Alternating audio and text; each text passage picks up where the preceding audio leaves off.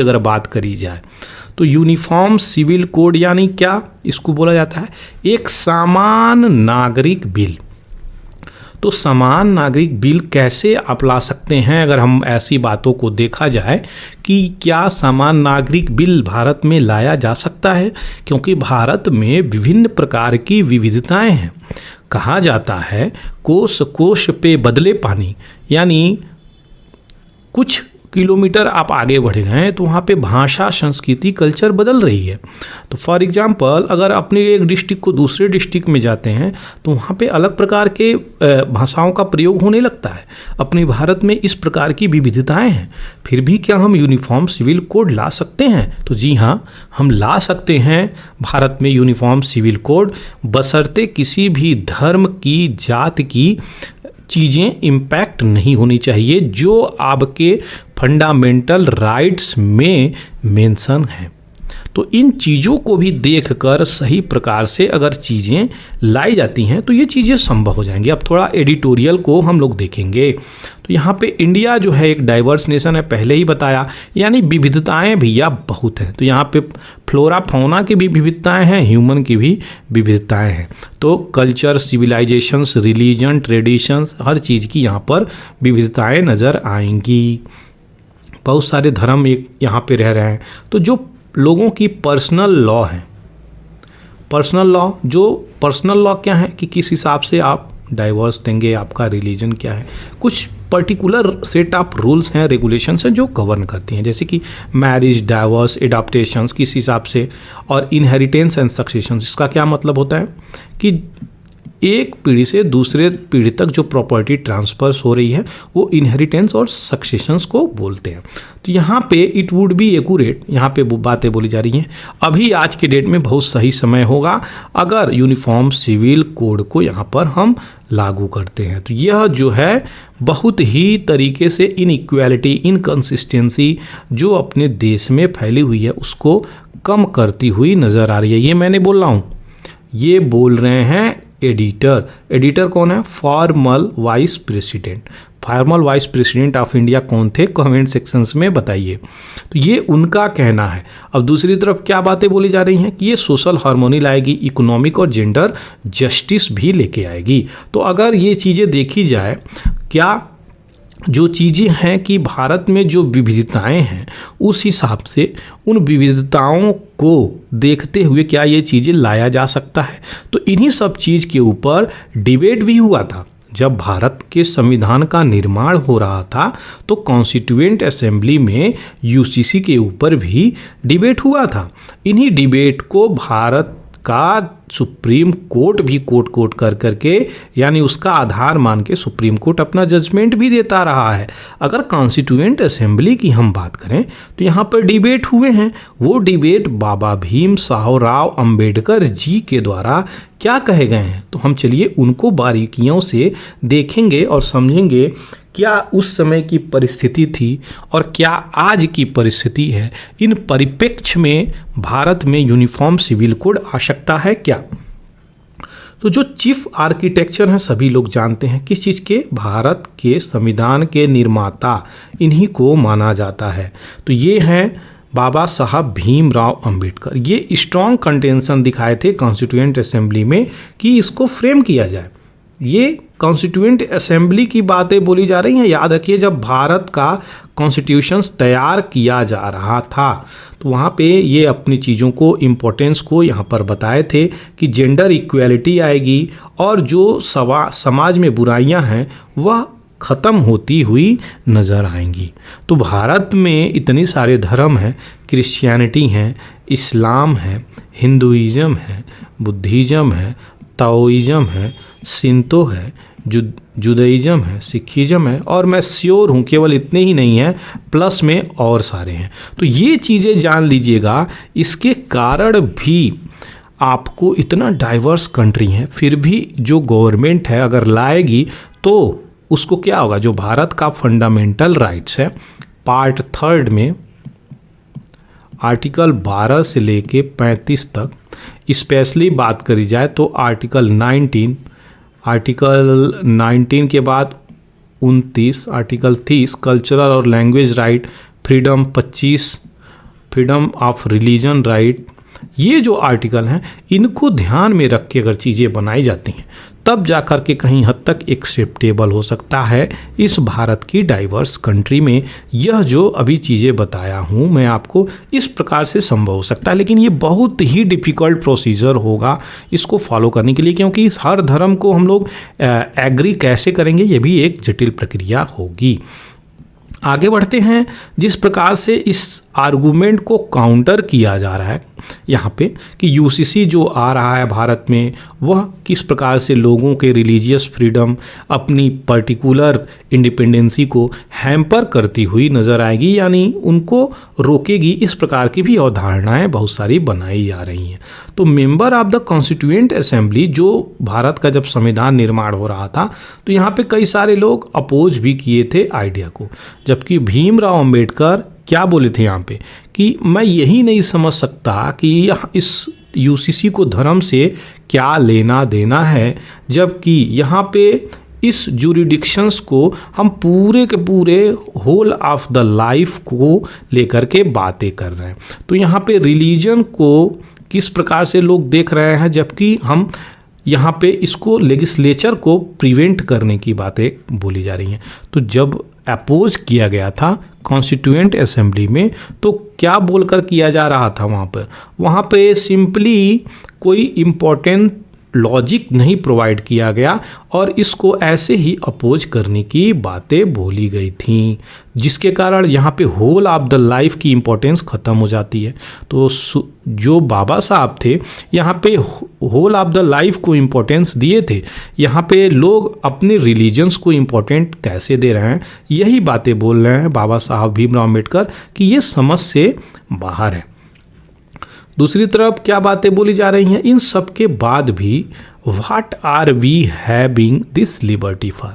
तो अगर इतना चीज़ें चल रही हैं जो धर्म के बातें बोल रहे हैं तो हम किस लिए यह आज़ादी पाएँ, ये लिबर्टी किस लिए है, क्या इसकी मीनिंग है, ये चीज़ें यहाँ पे बोली जा रही हैं। तो जो आज़ादी है वह हमारे सोशल सिस्टम को सुधारने के लिए लेकर के चीज़ें आई थी कि समाज में कम से कम इन इक्वालिटी नहीं हो, सब में बराबर का अधिकार हो, सबको बराबर का अधिकार हो। तो फुल ऑफ इनइक्वालिटी नहीं हो, डिस्क्रिमिनेशंस नहीं होनी चाहिए, आपस में मतभेद नहीं होनी चाहिए और फंडामेंटल राइट्स को लेके कॉन्फ्लिक्ट नहीं होनी चाहिए। ये चीज़ें बाबा साहब जी ने यहाँ पे बताई थी। तो ये जो स्टेट है अभी उसका जूरिस्प्रूडेंस, उसका जो जुडिशियल सिस्टम है, जो हाई कोर्ट है, वो किस प्रकार से यहाँ पे चीज़ों को डील करेगी, पर्सनल लॉ किस प्रकार से चीज़ें लेकर के चलेंगी। तो कुछ चीज़ें personal law shall be excluded, तो ये जो पर्सनल लॉ है shall be excluded from the jurisdiction of the state. तो ये यहाँ पे चीज़ें कुछ बोली जा रही हैं। दूसरी तरफ जो कॉन्स्टिट्यूएंट असेंबली में डिबेट हुई थी तो वहाँ पे पर्सनालिटी बहुत प्रोमिनेंट पर्सनालिटी थी। ड्राफ्टिंग कमेटी के ये मेंबर लोग जैसे कि अलाड़ी कृष्णा स्वामी अय्यर जी, ये ड्राफ्टिंग कमेटी के मेंबर थे। तो ड्राफ्टिंग कमेटी के मेंबर ये क्या बोले, तो आर्टिकल जो है यह एमिटी को एम करता है। तो इसका उद्देश्य क्या है कि यह कहीं ना कहीं आपको आगे ले जाने के लिए प्रेरित करता है, एकत्व की बात करता है। तो इसका उद्देश्य ही यही है कि यह इस तरीके से लाया जाए कि किसी प्रकार से कोई इश्यू न हो। दूसरी तरफ इन्हीं ड्राफ्टिंग कमेटी के एम मुंशी जी थे, ये क्या बोल रहे हैं कि जो यूसीसी है कॉन्स्टिट्यूएंट असेंबली में, तो इसको लेकर क्या बोलेंगे, इस पॉइंट पे इन्होंने बोला कि ये जो भी हम लोग कर रहे हैं, whether we are going to consolidate and unify our personal law in such a way that way of life of whole countrymen may course of time unified। तो हम इसको इस प्रकार से लेकर चलें कि जो पूरे भी देश के नागरिक हैं वह यूनिफाइड हों और सेकुलर भी हों। तो यूनिफाइड और सेकुलर हो, तो भारत का सेकुलरिज्म तो यही बोलता है ना कि आपका स्टेट का जो है भारत के नागरिकों के उनके रिलीजन से कोई भी चीज़ नहीं है, यानी सिंपली स्टेट जो है उसका कोई रिलीजन नहीं है और सेपरेशन वाली चीज़ें हैं। तो भारत में भारत का कोई रिलीजन नहीं है, यहाँ पे अपनी सेकुलरिज्म पॉलिसीज में ये चीज़ें मेंशन है। आपका भाई अपना पर्टिकुलर इंडिविजुअल रिलीजन है, आप उसको फॉलो करिए, वेरी सिंपल। ये चीज़ें भारत के संविधान में डाली गई हैं। तो ये चीज़ें क्या कंसेंसस निकल के आती हैं कि यूसीसी ये इस तरीके से नहीं पहुंची जो डिबेट होनी चाहिए, और यहाँ पे असहमति जाहिर होने की वजह से कॉन्स्टिट्यूएंट असेंबली में ये चीज़ें पास नहीं हो सकी, जिसके कारण परंतु ये चीज़ें आर्टिकल 44 में डीपीएसपी में directive principle of state policy में ये चीज़ें मेंशन कर दी गई हैं। क्या कि यूनिफॉर्म सिविल कोड होना चाहिए, जो कि अब गवर्नमेंट यहाँ पे हाथ डाल रही है कि इसको लेकर के आया जाएगा। टॉप कोर्ट यानी जो सुप्रीम कोर्ट है, हाई कोर्ट है, ये टॉप कोर्ट है। ये क्या किस केस में? तो शाहबानो के केस में यहाँ पर बताते हुए भी नजर आए कि ये जो मैटर है बहुत दुखद है कि आर्टिकल 44 अभी भी डेड लेटर के रूप में पड़ा हुआ है। इसका उपयोग अगर सही तरीके से हो जाता, इस पे कानून बन जाती, तो क्या होता, शाहबानो केस में एक अच्छा जजमेंट निकल कर चीज़ें आती। तो यूसीसी को राष्ट्रीय स्तर पे यहाँ पर ले जाकर रखने की ज़रूरत है, यह कोर्ट भी बोला है। कोर्ट ये भी बात बोला है कि कॉन्स्टिट्यूशनल ऑर्डर ऑफ प्रायोरिटी जो है, जो कॉन्स्टिट्यूशन में मेंशन है चीज़ें, राइट टू रिलीजियस फ्रीडम, तो right to religious freedom article 25 में सीधे मेंशन है। यह क्या कहता है कि आपका जो कॉन्सोनेंट है, जिस प्रकार से विजन अंडरलाइंग है प्रोविजन पार्ट 3 फंडामेंटल राइट में जो अभी बताया, उसको ले करके आप इसको इम्प्लीमेंट करेंगे, तब जाकर के ये चीज़ें संभव होंगी। यूसीसी की यही चीज़ें हैं, सही डायरेक्शंस में कदम होना चाहिए। ये लंबे समय से ओवरड्यू है, तो इस पे फंडामेंटल राइट्स को देखते हुए, सिटीजन्स को देखते हुए, ये सोशल इनइक्वालिटी को, जेंडर डिस्क्रिमिनेशंस को कम करेगा, इसलिए यूसीसी आनी चाहिए। को बहुत सारे लोगों को दिमाग में यह डाउट है कि जो अपोजिशंस है यहाँ पे, बहुत सारे लोगों को दिमाग में इस प्रकार का भ्रांति है कि जो यूसीसी होगा लोगों के रिलीजन्स को हैम्पर करता हुआ नज़र आएगा, पर्टिकुलर पर्सनल लॉ हैम्पर करता हुआ नज़र आएगा, और अपोजिशंस भी इस पे लेकर के इसी प्रकार की टिप्पणी करती हुई भी नज़र आ रही है, जिसके कारण ये सारी चीज़ें कॉन्फ्लिक्ट में आज के डेट में आ गई हैं। ऑब्जेक्टिव क्या होना चाहिए यहाँ पे? तो यहाँ पे नो जेंडर डिस्क्रिमिनेशंस अगर यूसीसी आती है तो इसका ऑब्जेक्टिव क्या होना चाहिए कि जो मेल फीमेल में या फिर थर्ड जेंडर में ये किसी प्रकार का डिस्क्रिमिनेशंस नहीं होना चाहिए। सभी लोगों को इक्वल फंडामेंटल राइट्स कॉन्स्टिट्यूशंस के द्वारा जो दी गई है मौलिक अधिकार भारत के संविधान में, वो मिलना चाहिए। तो जो लॉ और ऑर्डर है वो यूनिफॉर्म होगा every citizen in our country, तो लॉ की बातें बोली जा रही हैं। दूसरी तरफ यह सर्व करेगा पावरफुल इंस्ट्रूमेंट की प्रमोट करेगा क्या, इक्वालिटी, जस्टिस सभी सिटीजन्स को, तब जा कर के यहाँ पे चीज़ें सही प्रकार से स्वागत के रूप में लोग इसका वेलकम कर सकते हैं। बाबा साहब भीमराव अंबेडकर जी ने और जो लर्नेड मेंबर थे कॉन्स्टिट्यूएंट असेंबली के, जैसे कि मुंशी साहब, कलाड़ी कृष्णा अय्यर साहब, बहुत सारे लोग थे जो ड्राफ्टिंग कमेटी के मेंबर थे। उन्होंने क्या प्रपोज किया कि यूनिफॉर्मिटी जो है पर्सनल लॉ में आवश्यक तो है और इसको लाने की ज़रूरत है। क्यों? क्योंकि एम्पावर किया जाएगा वुमेन को। भारत में वुमेन कितने परसेंटेज शिक्षित हैं ये हम लोगों को पता है, वुमेन को कितने परसेंट उनकी इनहेरिटेंस प्रॉपर्टी राइट है ये हम लोगों को पता है। आज भी वुमेन घर से रात को बाहर जाती हैं तो इश्यू क्रिएट हो जाती है।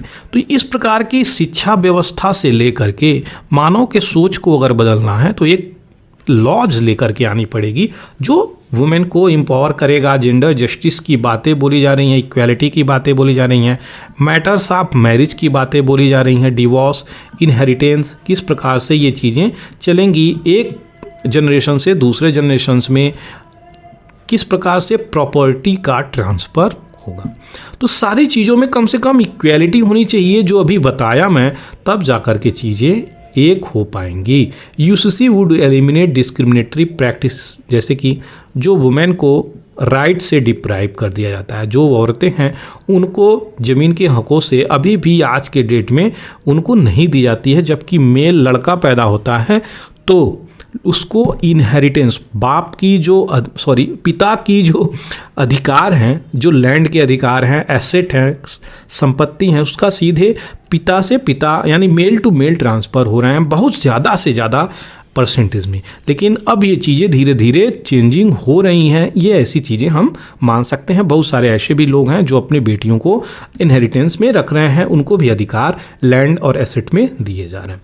तो इक्वल अपॉर्चुनिटीज़ की तरफ यहाँ पे बातें बोली गई हैं, तब जाकर के उनको प्रोटेक्ट किया जाएगा। हमारी जो डाइवर्स सोसाइटी है, इतनी व्यापक विभिन्नता वाली सोसाइटी है, उनमें हम यूनिफाइड लीगल फ्रेमवर्क किस प्रकार से लेकर आए, एक सोशल कोहेजन होगा, सबको साथ में सामाजिक तरीके से लेकर के भारत की एकता को और आगे ले जाने की ज़रूरत किस प्रकार से है, जो ये यूनिफॉर्म सिविल कोड अभी अगर आएगा। कॉन्स्टिट्यूएंट असेंबली मेंबर यहाँ पे क्या जो चैलेंजेज स्ट्रेस आउट करी है कि किस प्रकार से यूसीसी को जो गैप्स है उसको ब्रिज करती हुई नज़र आएगी। तो जो मेल फीमेल है या फिर किसी प्रकार का डिस्क्रिमिनेशन है, इनइक्वालिटी है, जेंडर जस्टिस की बात कर रहे हैं, थर्ड जेंडर की बात कर रहे हैं, लॉज की, मैरिज की, डिवोर्स की, ये सारी चीज़ें आपको एक प्रकार से यूनिटी एमंग डाइवर्सिटी, ये कम्युनिटी के अंदर ये चीज़ें होनी चाहिए। पर्सनल लॉ की अगर हम बात करें तो यहाँ पे 2 डायमेंशनल एक्सेप्टेंस है। ये क्या है, तो इसको भी देखेंगे, 2 डायमेंशनल एक्सेप्टेंस। तो यहाँ पे बात करी जा रही है, they should be constitutionally compliant and consistent with the norm of gender equality and right to live with dignity. तो दोनों तरीके से बात करी गई है कि इक्वालिटी भी हो और right to live with dignity हो। तो एक प्रकार से इक्वालिटी यानी इक्वल जस्टिस, इक्वल राइट की बातें बोली जा रही हैं। दूसरी तरफ एक सम्मान होना चाहिए, डिग्निटी होनी चाहिए जीवन में, उस अधिकार से लेकर के ये चीज़ें चलेंगी। तब जाकर के भारत की जो सेकुलरिज्म, इक्वालिटी, जस्टिस और यूसीसी कोड लाने की बातें बोली जा रही हैं, तब जाकर के हम ये चीज़ें ला पाएंगे। आशा करते हैं जो चीज़ें अभी आपको बताया वह चीज़ें क्लियर हो गई होंगी। लेकिन कुछ एक्स्ट्रा भी चीज़ें हैं जो इशू क्रिएट कर सकती हैं। फॉर एग्जांपल, भारत में केवल रिलीजन नहीं है, ऐसे भी हैं जिनका रिलीजन ही नहीं है। तो बहुत सारे वर्ल्ड में भी ऐसे लोग हैं जो कोई रिलीजन नहीं फॉलो करते हैं। दूसरी चीज़ें जो हैं, भारत में ट्राइबल भी पॉपुलेशंस हैं जिनका अपना सेट ऑफ रूल्स है, वो अपने प्रिंसिपल्स, अपने गॉड को फॉलो करते हैं, उनका फॉरेस्ट से बहुत क्लोज कनेक्शंस है, तो वो अपनी चीज़ों को फॉलो करते हैं। अगर आप सब यूनिफॉर्म सिविल बना दीजिएगा तो ये भी देखने की ज़रूरत है कि जो फंडामेंटल राइट्स में सभी लोगों को, माइनॉरिटी से लेके जिनको भी अधिकार दिया गया है, उनके कल्चरल राइट्स की, लैंग्वेज राइट्स की, रिलीजियस राइट की, वह ब्रीच नहीं होनी चाहिए, वह हैम्पर नहीं होनी चाहिए, टूटनी नहीं चाहिए। तो ये फंडामेंटल मौलिक अधिकार का हनन न हो पाए, यह भी गवर्नमेंट को सोचने की ज़रूरत है। तब जाकर करके यूनिफॉर्म सिविल कोड, समान नागरिकता, नागरिक बिल, ये जो चीज़ें लाने की ज़रूरत है। मानसून सेशन में लगता है, इस मानसून सेशन में शायद इस पे डिबेट होगा। तो ये मानसून सेशन में अगर लाने की सोच रही है तो ये सारी पहलुओं को यहाँ पर देखने की आवश्यकता है, ऐसा एडिटर बोल रहे हैं।